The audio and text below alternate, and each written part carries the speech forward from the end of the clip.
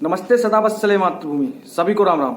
मैं ब्रजेश पटेल एक बार फिर आपका स्वागत करता हूं आपके अपने YouTube चैनल अभिनव भारत पर। जिसके पास चमत्कार है, जिसके पास दिव्य दरबार है, जो बुंदेलखंड में हिंदुत्व का एक बहुत बड़ा चेहरा है। जी हम आज बात करने वाले हैं धीरेन्द्र कृष्ण शास्त्री जी की, जो बागेश्वर धाम सरकार के नाम से जाने जाते हैं और बागेश्वर धाम में पूज्य महंत के रूप में वहां पर विद्यमान है।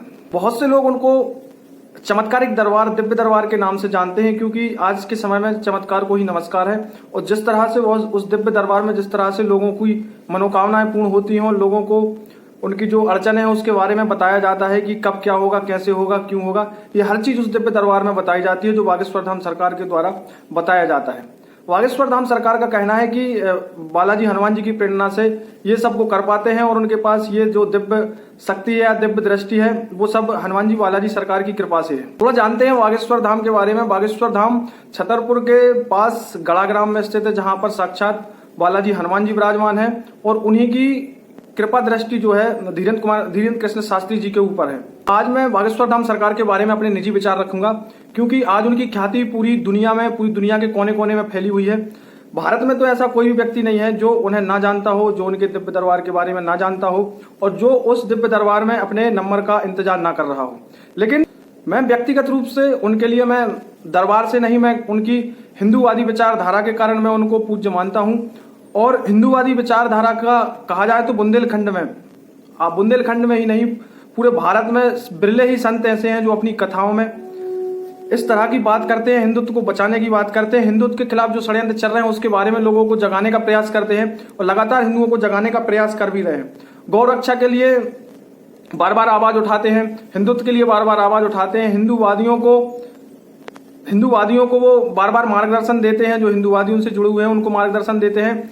और मुख्य जो इस विषय पर सभी लोग चर्चा करना चाह रहे थे, मैं बहुत समय से ये बात मैं भी लिखता आ रहा हूं फेसबुक के माध्यम से कि जो कथावाचक हैं उनकी बात जो है हर महिला, हर माता बहन और हर वो श्रोता जो उनकी कथा सुनने आता है, कथावाचकों की ज्यादातर बातें वो मानते हैं। तो मैं हमेशा से यही कहता आ रहा था कि कथावाचकों को अपनी कथा में 10-20 मिनट का समय हिंदुत्व के लिए देना चाहिए।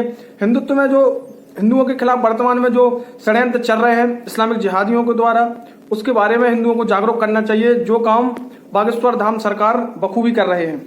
और मैं बागेश्वर धाम सरकार में पूज्य योगी जी की छवि देखता हूं। यदि बागेश्वर धाम सरकार चाहे तो बुंदेलखंड में पूज्य योगी जी का रोल निभा सकते हैं। मैं स्पष्ट रूप से कहना चाहता हूं, मैं जो कहना चाहता हूं वो आप समझ रहे होंगे।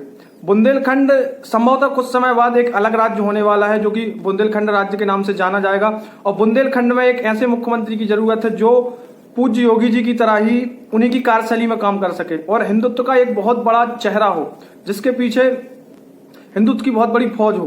तो मेरा मानना है कि पूज्य बागेश्वर धाम जो है पूज्य योगी जी की ही तरह बुंदेलखंड के योगी बन सकते हैं।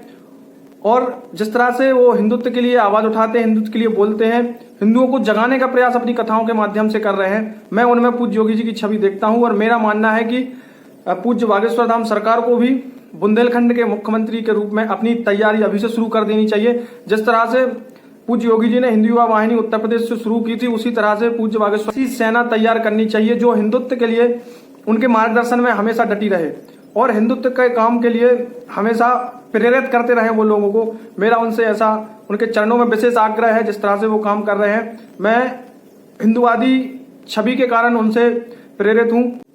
और सबसे अच्छी बात पूज्य बागेश्वर धाम सरकार की पूरी दुनिया में, पूरे भारत में इतनी प्रसिद्धि होने के बावजूद भी वो सेक्युलरिज्म को साइड में रखकर अपनी कथाओं में हिंदुत्व की बात करते हैं। क्योंकि ज्यादातर कथावाचक, संत, मठाधीश, वो जो उनके आगे पीछे कोई नहीं है, उनको केवल हिंदुत्व की बात करनी चाहिए, सनातन की बात करनी चाहिए। वो कहीं ना कहीं सेक्युलरिज्म की बात करने लगते हैं, अपनी कथाओं में अली मौला को बीच में ले आते हैं। ऐसी बहुत सी चीजें होती हैं। लेकिन पूज्य बागेश्वर धाम सरकार खुलकर अपना हिंदुत्व के लिए अपने विचार रखते हैं, हिंदुओं को जगाने की कोशिश करते हैं। इतना ही कहकर मैं अपने वीडियो को समाप्त करता हूं और पूज्य बागेश्वर धाम के सरकार के चरणों में नमन करता हूं। और मैं हिंदुओं से भी यही प्रार्थना करूंगा, भाला तुम्हें किसी मारने के लिए, लेने के लिए नहीं हम कह रहे हैं, अपने पास तमंचा जरूर रखो, अपने पास भाला जरूर रखो। बहुत कट्टर बात है ये, अपने पास भाला रखो, हथियार रखो, मारने के लिए नहीं, रक्षा के लिए। मारना नहीं है, हाँ जरूरत लगे तो प्लीज, तुम्हें बाप की सौगंध है। दुखद भी तो सुन लो, दुखद खबर यह है कि पत्थर खाकर जाग रहे। हिंदू जाग तो रहे पर पत्थर खाकर जाग रहे। हम निवेदन करें कि आपके अपने गांव में, क्षेत्र में ऐसा ना हो पाए, इसलिए आज ही प्रण कथा पंडाल से करके जाओ कि हम सब हिंदू एक हैं।